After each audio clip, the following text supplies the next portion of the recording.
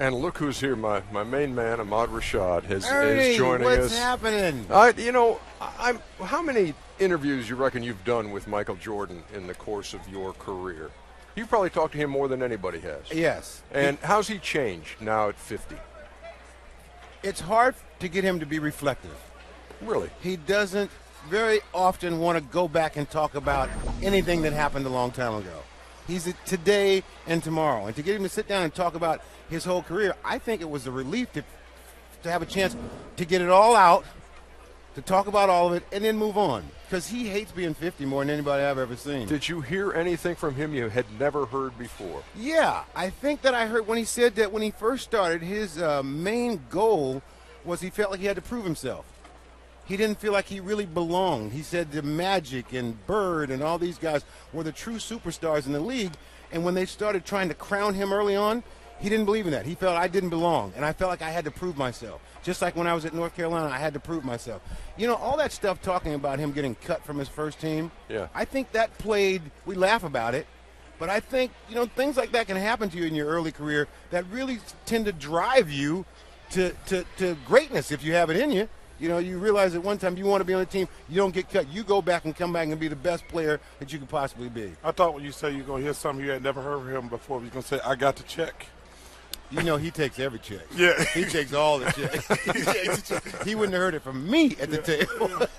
You know, we all been together a long time.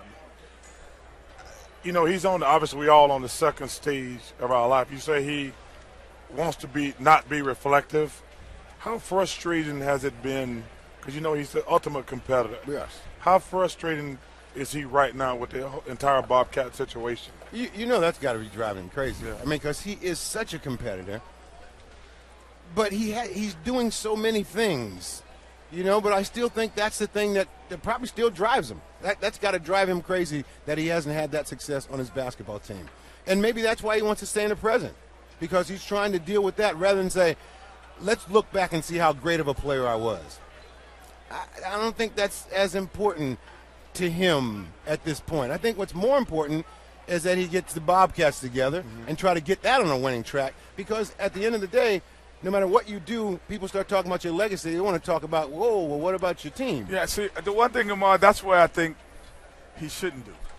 I think that he should reflect, because the knowledge that he has is the reason why the Bobcats aren't there.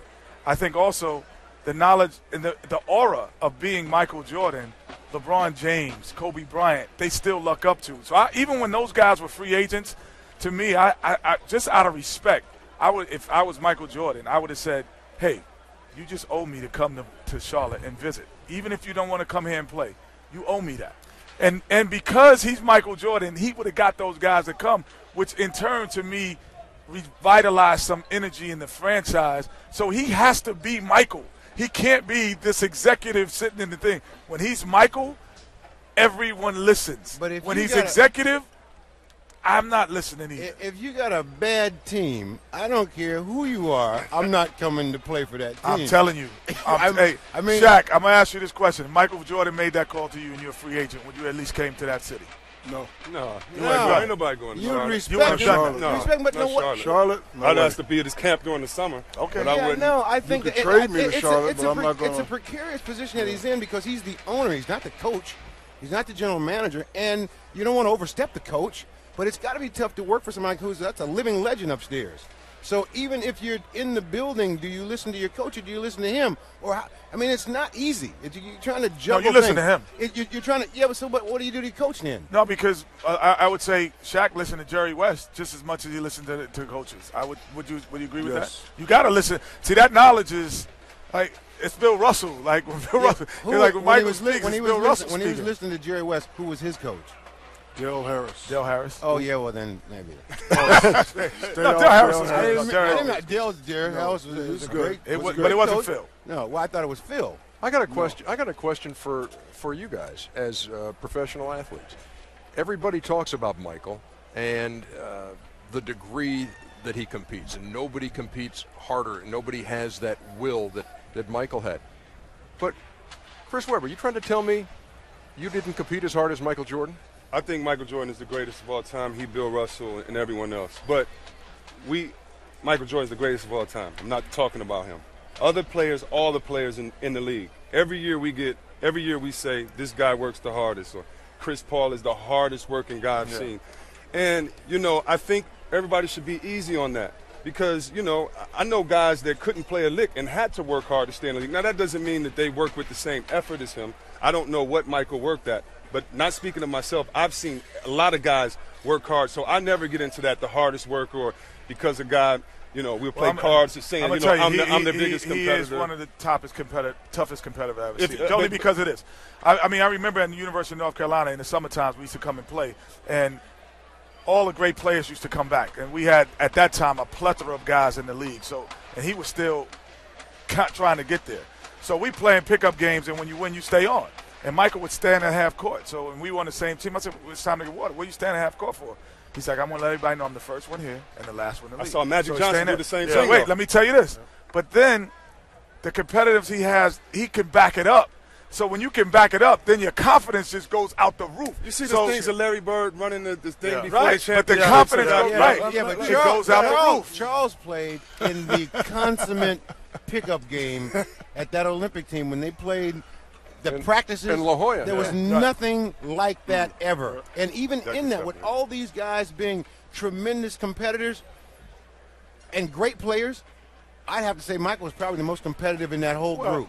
Not taking anything away from the other guys. I'm going to back up and see way up here. Man, nobody wants to win more than anybody else, Ernie. I'm glad you asked that question. I think the advantage Michael Jordan had, I think Michael Jordan had the perfect body. When you stand beside Michael, Michael's taller than me. And he's just got the perfect body. Like he's a 6'6" shooting guard. So does Kwame Brown. No. But he's not. But there's a bunch of 6'10" guys. Like Kwame Brown has actually played well the last couple of years. He has. He has played well. You get a bad rap because he's the #1 pick in the draft. But I've always told people, Michael Jordan just got a perfect body. It's long, it's lean. He can run. Yeah, I agree with you. I agree. And I've never seen a guy, to me, who was as athletic as he was, that had with the fundamental skills. Most guys who are athletic, they don't put their correct hand in the passing lane. They don't jab step. They say, I'm going to run by you and jump over you. But the difference with Michael, he was, to me, still the best technical basketball player ever. And then you couple that with all of that athleticism, then his confidence skyrocketed. He talks a lot of trash, and he had everything came together in 1984-3 when he went into the NBA. 86, 87, 88, 90. It all came together.